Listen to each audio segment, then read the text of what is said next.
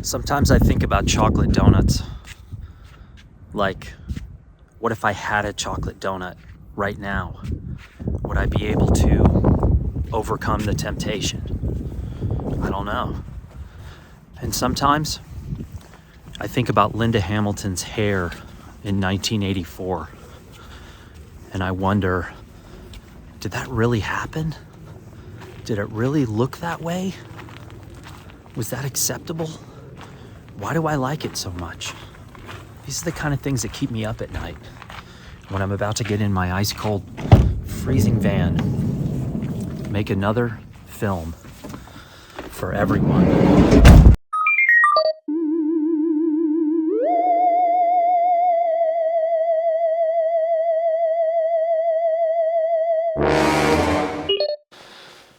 All right, people, welcome back. New Mexico is now starting to feel a little bit of winter out there. It is bone dry. We have not had any kind of moisture in a long time, and we're all kind of freaking out about it. So I figured I'd come in here to the inside of my home away from home and near freezing conditions and make another lovely film for you. This is called Dear Photographer 3.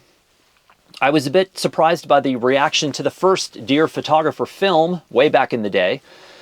Advice I wish people had given me as a photographer. Then I ended up doing a second one, and then I ended up doing this third one, and I actually recorded this a few months ago, but the focus, for some reason, I tried to film it outside, and I think the flare was throwing off the focus, and I just went back and looked at the film, and it was horrendous, and I was so close to releasing it anyway and just saying, who cares? But then I thought, you know what, I got to at least make an effort here. So I'm going to refilm as what I'm doing right now inside the van. I already told you about my new super cool little phone with thingy, so I got all that going for me, which is nice. And I've got 12 points about Dear Photographer. This is me saying this to other people, but also, again, wishing that people had sort of said this to me back in the day. Point number 1 is about laziness. Laziness to me is the cardinal sin. There is no excuse for laziness in the world if you are someone who has their faculties and has the ability to not be lazy. But lazy transcends a couple of things and comes from a couple of different angles that you may not expect. Classic laziness is like Cliff in modern True Romance, you know, with his honey bear bong sitting on the couch doing nothing. I don't really run into a lot of photographers like that. Especially young photographers. I run into older photographers, people who are my age or older, that sometimes are like, I don't want to learn anything new. I don't want to work that hard. I don't want to do whatever, you know, this stuff that the younger people are doing. They're kind of curmudgeons, or frankly, they're just classic lazy. That is inexcusable to me. It's reprehensible.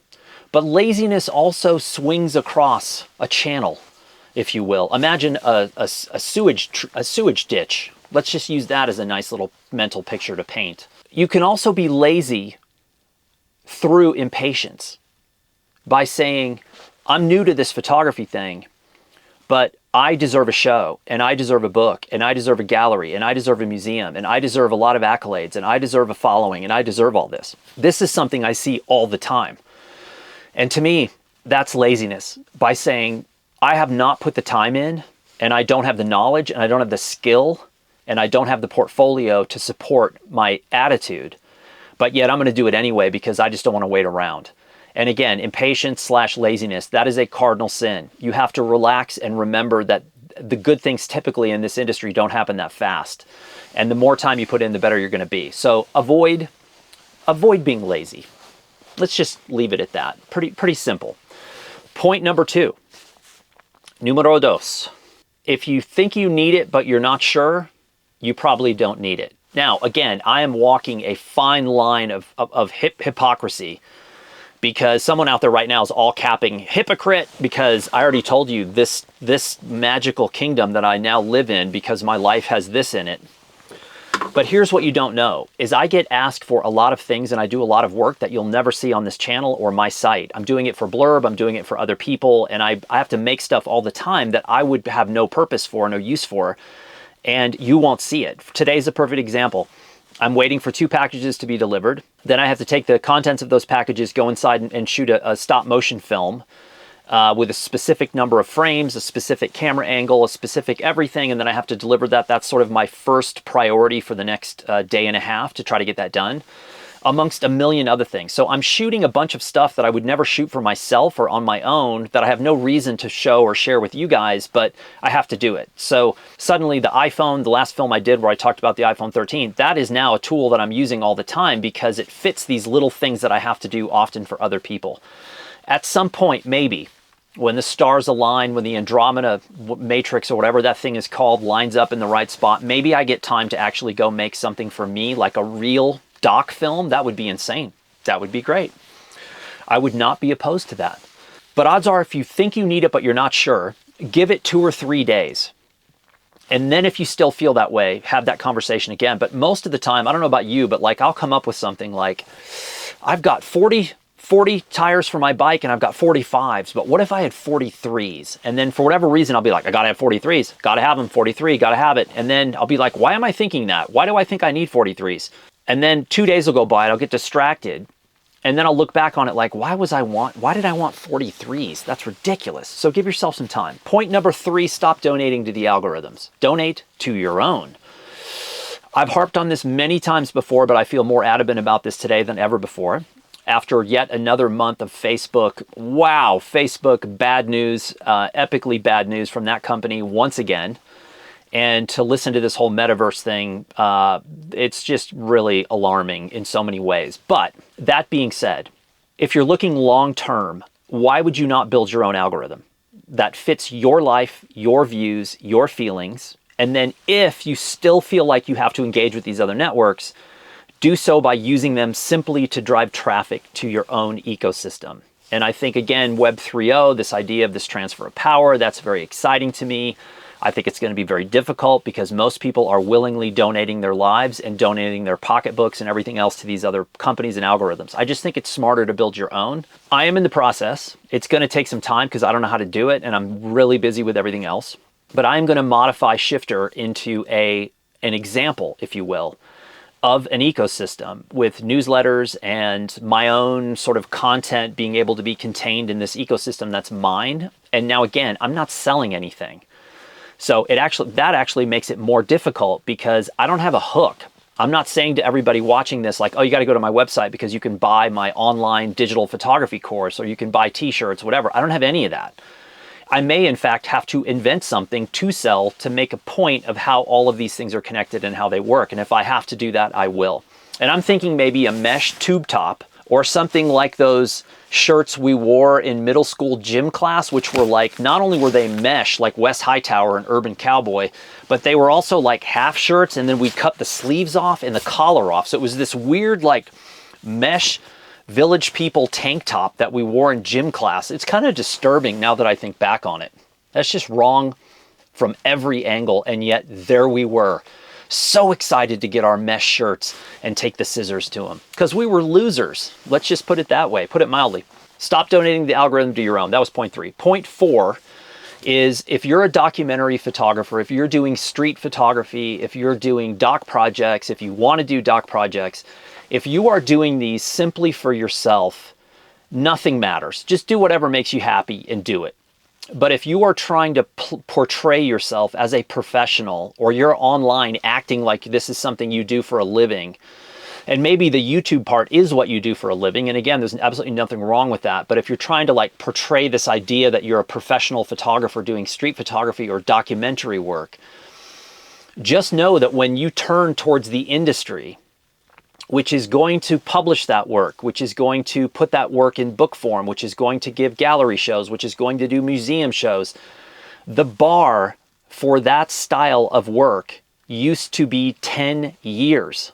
So those folks in positions of power often have been around long enough to understand the body of work by somebody like Salgado or Susan Meiselas or Maggie Stieber, and you see that work and you go, man, I know what it took to get that work. I know the kind of time frame we're talking about. So if you're coming into this now and you're kind of shooting for a short time and then marketing it like you've got this amazing product or project, and it's shown to those folks, they're going to see right through it. So I'm not saying you have to spend 10 years on every project. Some projects don't demand it. And there have been great projects done in a short amount of time simply because the ingredients of the project itself, like a spot news thing or a national news event where it only transpired over a 2-day period, and all of a sudden, I mean, there have been book deals that have come out of those shoots. So anything is possible. But for the most part, if you're out doing projects, in the back of my head, I'm always like, man, you know, Tony Schwa's book on Russia, that didn't happen in 2 weeks. That didn't happen in 2 months. That didn't happen in 2 years. Ron Haviv's work in the Balkans, that's 10 years of work in a war zone. That's kind of the bar. That's why when people introduce me as a photographer, I go, I'm not a photographer. I have not worked as a photographer in 11 years. I will never be a photographer again. Even if I go do a project, doesn't make me a photographer. Though that title, especially in the doc reportage journalism world, that title demands respect. And I think there's a lot of folks out there who just really kind of innocently don't know any of this. And so they're co-opting titles and names. And it's like somebody buying a Canon 5D when Canon 5D first came out, and still photographers suddenly put filmmaker next to their name. And the actual filmmakers in Hollywood and the doc camera people were like, that's kind of insulting. First of all, that's incredibly egotistical. And two, why would someone hire a still photographer to make films? This was back in the day, by the way, not like today. This is happening all the time. But at the time, still guys were taking that title, and real people who were hiring cinematographers were like, these still guys don't know what they're doing. They just bought a camera that happens to shoot motion, and they're calling themselves filmmakers. So let's just slow down a little bit, people. You know, well, I was trying to pull a line out of the Chris Farley movie, Tommy Boy. Fat guy in a little suit, but I couldn't remember it. So I'm going to move on. Point number 5 is go ahead and quit. Go ahead. Point number 5 is for you to quit. Just quit photography. Just quit. Do it. There is absolutely nothing wrong with quitting. I know, because I've done it twice. And I should have only had to do it once. I quit in 97 the first time, and like an idiot. In 99, 2000, I went back to photography until 2010, and then I quit for real. Quitting is not the worst thing in the world. And when I say quit, it just means quit photography at a specific angle, and then allow photography to be naturally how it fits in your life instead of being a manufactured thing. I just got off the phone with a photographer, longtime friend, and he's like, I'm not happy. The burnout is there, the desire is gone, I'm not happy. I wish there was a way for me to get away from this. I think that is a natural occurrence. I think even if you're an auto mechanic and you've been doing it for 30 years, a lot of times people are like, whoa, I need a break from this. It's very rare, and I do know a few people who, regardless of what happens in their career, they are so diehard to be photographers. But for most of us, I think there's highs and lows. Your job is going to ebb and flow. You're going to have good moments and bad. And I think quitting allows you to take a break, clean the slate, start over, and get away from the baggage of what other people assign to you when you are working full-time as a photographer, because it's often very, very different than doing photography as a hobby. I know for me, there was a very dramatic change from making pictures on my own compared to someone saying, okay, you're now on assignment. I always thought I wanted to be on assignment and I wanted to do that stuff. And then the more I got into those assignments, the less I actually enjoyed it. Now, when people call me to do photographic work, I turn it down 99% of the time. I did take one job a couple of years ago that lasted for 1 year. I did it because I wanted to learn something new. It was in a totally unrelated industry, and I thought it was bizarre, and I thought, this is weird, and I might be able to make something good or might not. Looking back on it, I really didn't make anything good over that year. I made stuff that was okay, that they were happy with, but I looked at it and said, this is like B-level, C-level stuff. I didn't make any A-level stuff. And so I stopped it. And if they reached out and said, do you want to do another year? I would say no. And I would suggest other photographers, because I just don't want that relationship with photography that I once had. I much prefer the relationship I have now, which is private, odd. Some would call it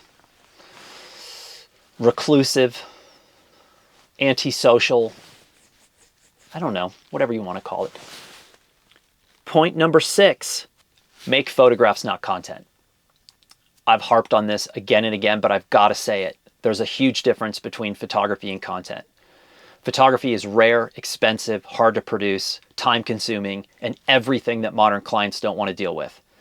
Content is the polar opposite. It's just candy. It's the stuff you've seen all day, every day for the last 5 years.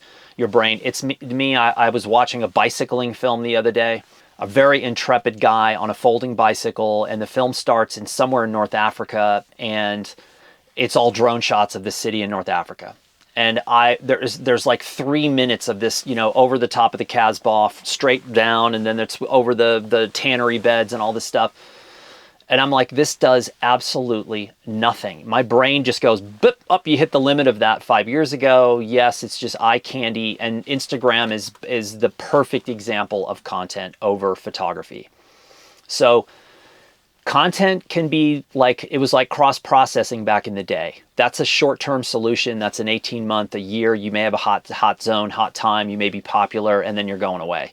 And you spend all this time and energy putting it into this content that looks like everyone else. It's better to never make a penny for the first 5 years and have an outside job and learn how to make your own work, making unique content as opposed to just making crap that looks like everyone else. And let me say this. A lot of brands and a lot of clients and a lot of editorial outlets and commercial groups that are hiring and looking and acquiring stock photography, they are only looking for and acquiring stock. They're only looking for content. They don't even know what good photography is, and they're often not willing to take a chance on something that might be. To say, this is going to be a total right turn for this brand, but we're going to make a statement here. Most of the time, they're just looking for what's already been done and then looking for a slight variation on that.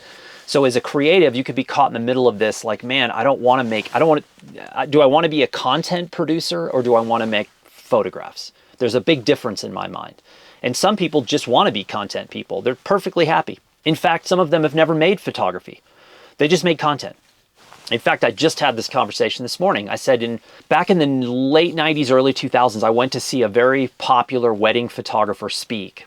And I went out of sheer fascination for how this person viewed being a photographer, which was so completely opposite of how I looked at being a photographer. And this was sort of a self-taught guy that came into the digital world and was a brilliant marketer, but was like a very average photographer. But in the audience, there were like hundreds and hundreds of people. And I started asking these people around me, I'm like, how did you become a photographer? And the first kid said to me, I just went online and looked at who's popular, and I just bought the same cameras, and I went out and copied that photographs, and then I just charged like half as much. And now I'm in the business and I'm a wedding photographer.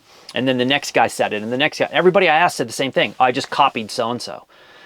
And I was like, do you realize how awful that idea is in this, and how times have changed? Because my generation, the generations before, if you admitted that you were copying someone, that was a huge no-no. That was so taboo that people would have just immediately blackballed you, like, what's going on? But by the mid-90s, that was par for the course. That was just standard operating, was like, hey, I have no training.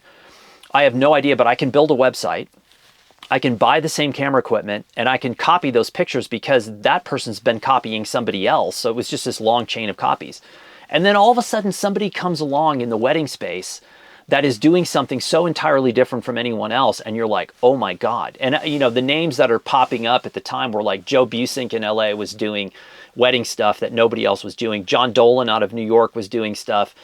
And you're like looking at their work saying, this is in the wedding space, but this looks more like reportage or fine art. And it was like unique voices inside the maelstrom of just casual commonness of content. You can't see it, but there's a soapbox just down here off camera.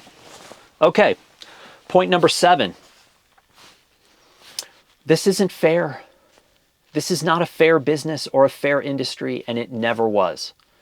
So just know it going in. If you're thinking that, oh, it's not fair, I didn't get a museum show or a book deal, and the person who got it only got it because they're wealthy and they're connected, if that's going to bother you, don't even remotely come close to this business, because it is not fair.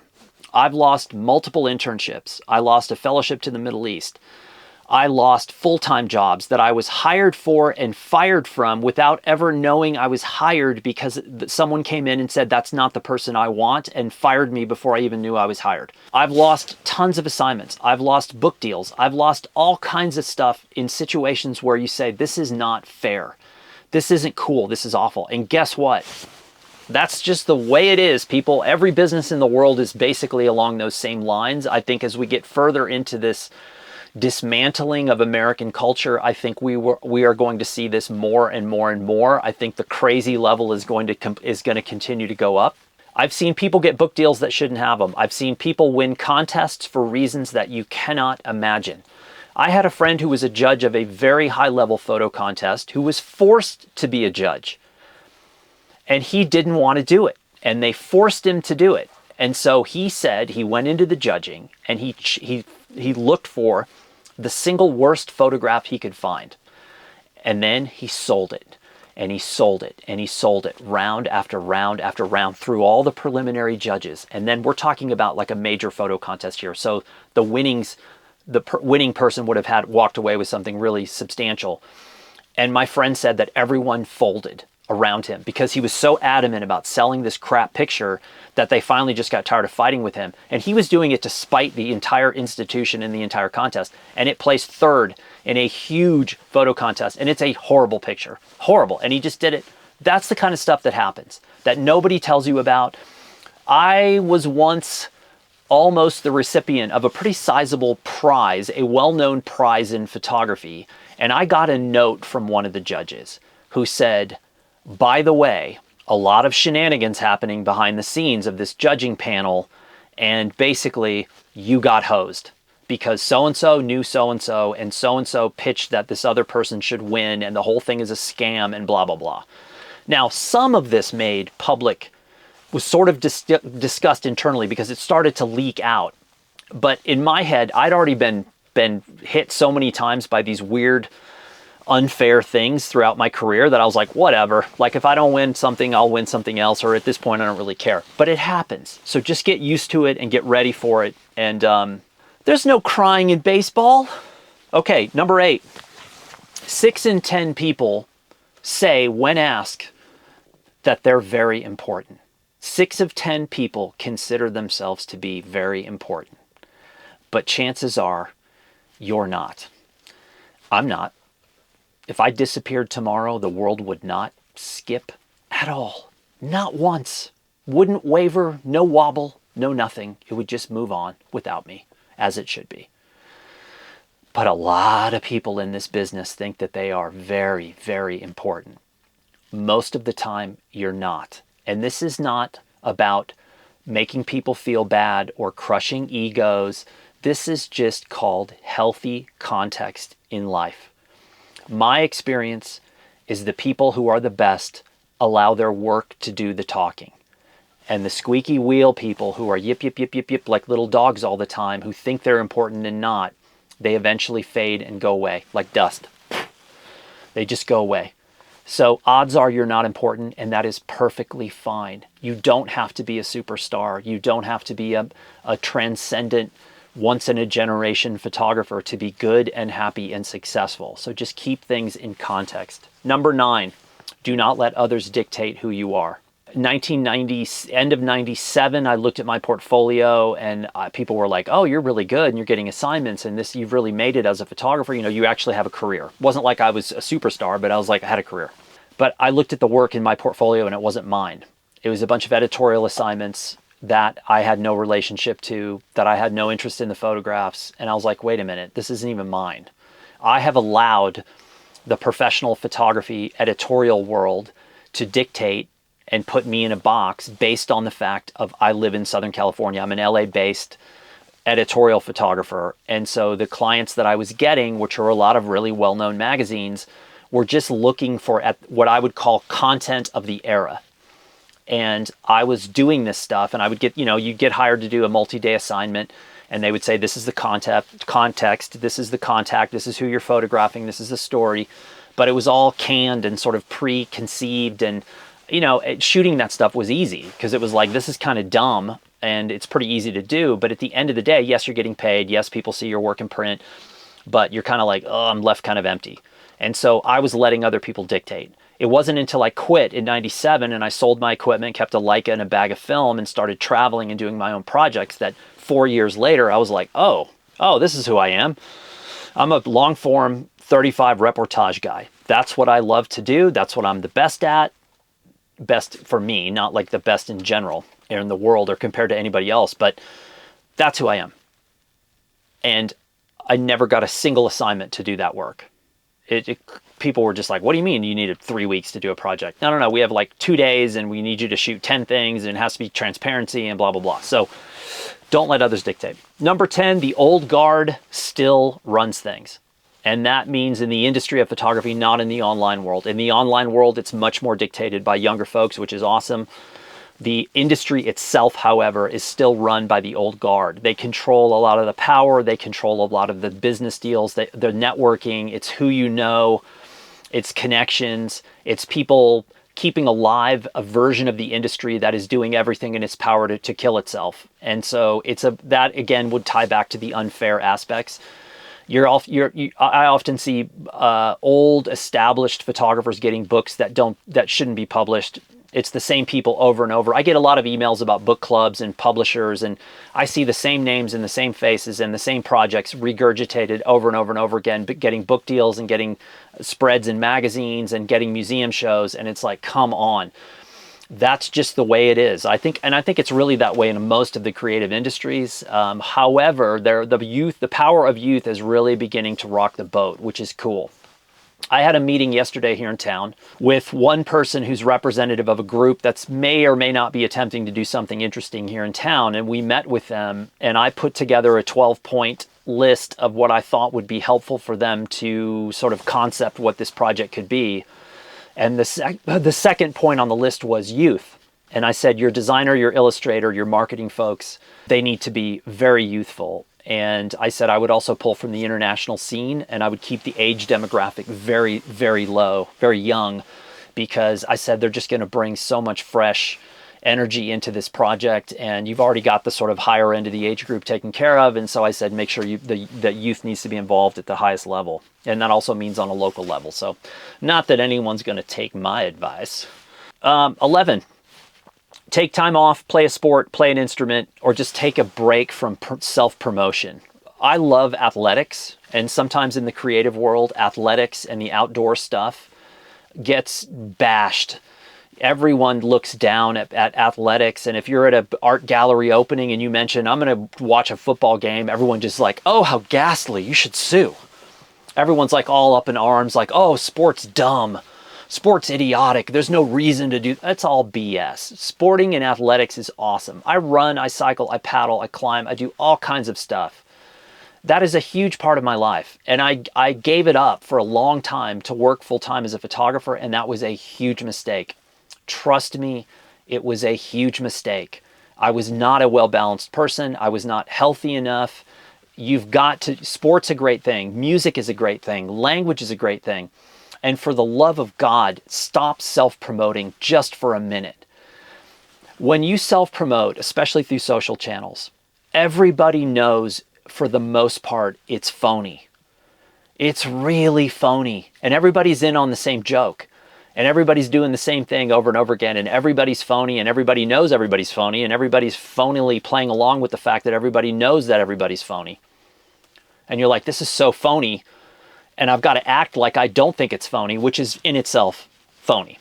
So just take a break from self-promotion. Take a week, a month off, and just don't self-promote. Build it up. Refine it. Curate your self-promotion, because everyone needs a break from this. I just spent the last 3 or 4 days unsubscribing to every single email that came into my inbox. Whether it was a photographer, an organization, a brand, I was like, enough is enough. Some of these photographers and some of these brands were emailing me multiple times per day. Multiple times per day. That is so obnoxious and so over the top. And I just snapped. And I have probably unsubscribed to over 100 different people and organizations in the last week. And it feels really good. But today I got an email from a guy who knows how to do it. He's really good. He's talented. He can photograph, he can write, he can publish, he can do tech stuff. And when you get an email from him, you're like, shut everything else off. Just going to take the next 5 minutes and I'm going to give him 100% of my attention, because I know I'm going to come out of there and I'm going to be like, I hate him. I hate him. He's really good. He's way better than me. He's too good. It's not fair. He's way too smart. Now I really hate him. And then the 5 minutes goes by and you go, God, but you come out of that hate spiral with something positive. That's what you want. Okay, point number 12, and I'm stealing this blatantly from a book I just read. I read 2 books in the last 2 days, and they were both awesome. And if you go to Shifter Media, you will see both books on there. Small is okay. Not everything in the world has to be big, has to be glamorous, has to be viral, has to be popular, has to be over the top. Not everything has to be this way. Small is perfectly fine. Small is enough. A little victory, a single image that works, one line of copy that makes you stop and think, one chord progression on your guitar, one bike ride that leaves your heart pumping and maybe leaves you a little bit scared. That's enough. We don't all have to have viral lives of popularity and success. It doesn't matter. Small's enough. Are you tearing up? I think I'm losing my voice. That was 30 minutes of absolute puro oro, in my opinion. That was Dear Photographer number 3. Chances are, I'm guessing I'll be back with another one of these at some point if I still have a voice. And I appreciate you being here. I am one guy with one opinion, as you know. That's nothing more, nothing less. Take it for what it's worth. I'm sure that some of this will rankle people and other parts of it may make you think a little bit, which is good. But I appreciate you watching and listening, and I will be back again.